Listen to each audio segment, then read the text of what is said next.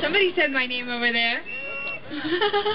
I am going to introduce to you now Stephen Whitburn, who is a wonderful activist in our community. We all know him, we all love him. Stephen Whitburn.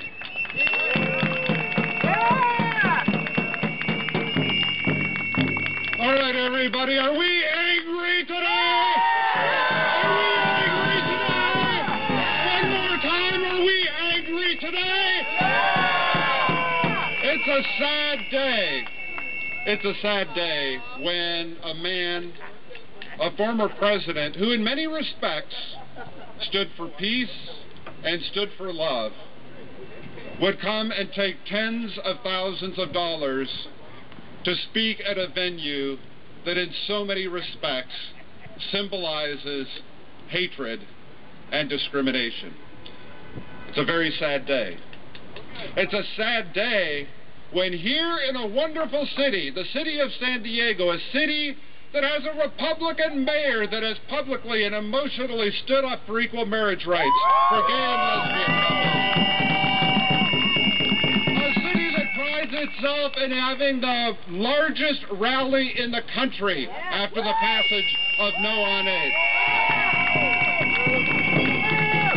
That here in this wonderful city of ours, we would have a hotel like this that stands as a blight to our beautiful downtown. It stands as moral blight to the working people of San Diego. It stands as moral blight to the lesbian, gay, bisexual, and transgender community of San Diego. Who does Doug Manchester not offend? He offends the working people who work long hours, day and night, to earn a living in our troubled economy. He offends so many people who simply want to have the right to love the person they love. And he offends those of us who stand together. As you know, one of the mantras of labor is that an injury to one is an injury to all. Thank you to those of you who are here with labor. Thank you to those of you who are here with the lesbian, gay, bisexual, transgender community. And thanks to those of you who are simply here to stand up for everyone in our community. As sad a day as this is, as disappointing as this is, let us remember that it is these sorts of events amid disappointment that have called attention to the injustices against working people, that have called attention to the injustices against the gay and lesbian, bisexual, and transgender community. And it is these sorts of events that have put us in the public eye and that have called attention to the rights that we want, and that over time have caused more and more people to join us in standing up for justice. So know that you are a part. Know that you are a part of moving the ball forward today.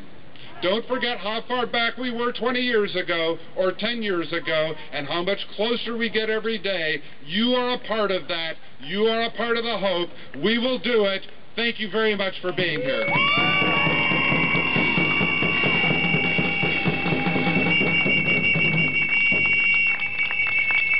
This boycott is being waged not just in the LGBT community, but also in the labor community. And I would like to introduce to you Carlos Marquez, who is the chair of Pride at Work, which is an LGBT organization that promotes rights in the workplace. Hang on a second. Carlos Marquez.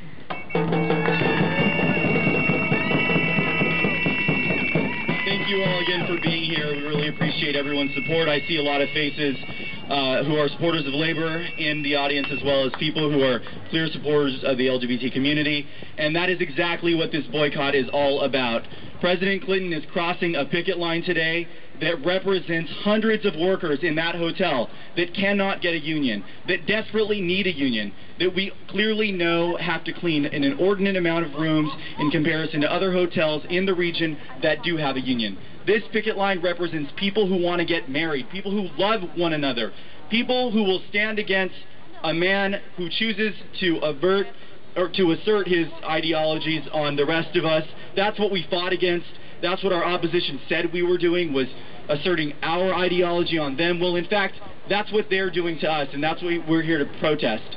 So I just want to let you guys know I actually have the privilege of finding commonalities between the LGBT community and those within the labor community, which could not be more apparent now. I think it's really clear that we have a lot more in common than we do different, and obviously our adversaries are the same. Fortunately, I think President Clinton is going to be added to that list.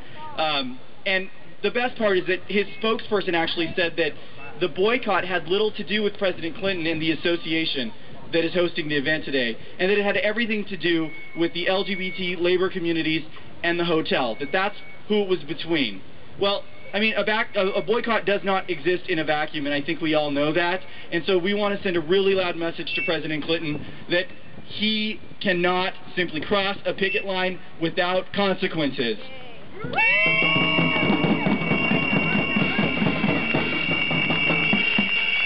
I don't know about you guys. I actually, I work for a labor union, but I've never been really good at chants. I'm not really good at leading them, but there was one chant that I heard when I was in LA, and I was on a picket line for security guards who were trying to get a union.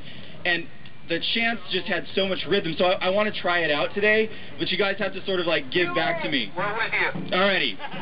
So, basically, this is how it goes, alright? It goes, I'll just say the whole thing and then we can do it. It goes, my people, and then you say, what? And then I say, we tell a story, and then you say, what? And then I say, we tell the whole damn world this is equal territory. Alright? You guys good? Okay. So here we go. My people, we tell a story. We tell the whole damn world.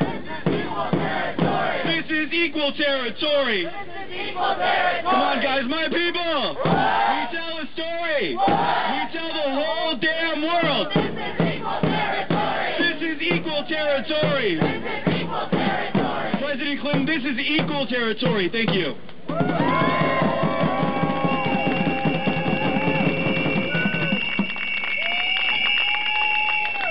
You know, I've been on the road a lot since Milk came out. I've been on the road a lot, traveling. How many of you have seen Milk? I was briefly that cute. You know, so those of you who are young and hot, enjoy it while it lasts. But, you know, I remember when I was a young queer just coming out when I was 17 and hitchhiking up from Phoenix to San Francisco, and I would see these older guys, you know, with their pot bellies and their wrinkled faces and their dyed hair, and I think, well, that couldn't be that much fun, you know? And, okay, I'm 54 now, and I got the pot belly, and I got the wrinkles and the bad dyed hair, but this was the best year of my life.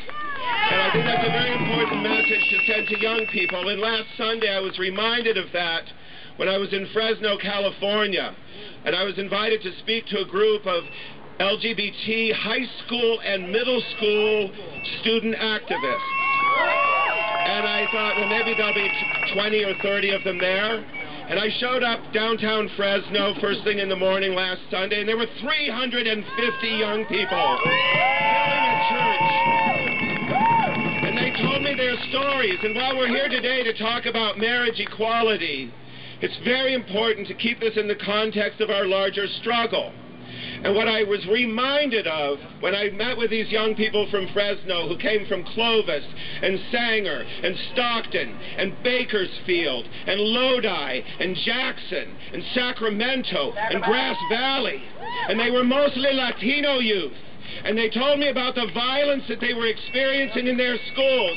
We have a right to get married. We have a right to serve in the armed forces. We have a right to have the same Social Security benefits. And our children have the right to go to school without fear of violence and harassment. When Bill Clinton crosses this line, when the preachers preach their hate, the consequence of that is harassment and violence and murder. That is what we are fighting back against.